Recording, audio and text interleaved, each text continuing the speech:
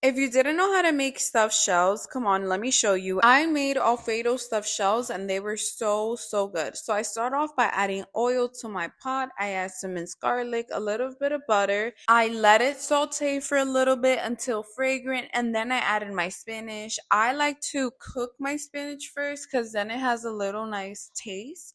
And then seasoned with garlic powder, salt, and pepper very lightly. I let it saute for a few minutes, then remove off the pan and let it cool off. And then I went ahead and I added ricotta cheese. So I used a whole small tub of ricotta cheese. This is what I'm going to use for my stuffed shells filling. I added some Parmesan cheese, mozzarella, and then again I seasoned it with garlic powder, salt, and black pepper. Now this is how it turned out, and that's my filling. Now I'm going to go ahead and I'm going to start with my Alfredo sauce. In my pot, I added some olive oil, some minced garlic. I let it cook till fragrant, add some butter to it, and then I go ahead and I add my heavy whipping cream. I did a decent amount of this because I wanted my stuffed shells to be very creamy. I then added a whole bunch of Parmesan cheese, some mozzarella.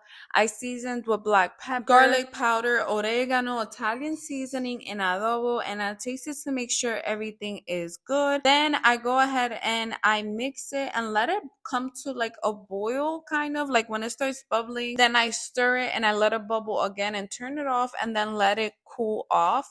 I then add half of my sauce into my baking dish and I start assembling my shells with the filling I did earlier, and I go ahead and I add it into a jumbo shell. This is like important because before I didn't know there was a difference. So there are jumbo shells and I'm going to insert the ones I use.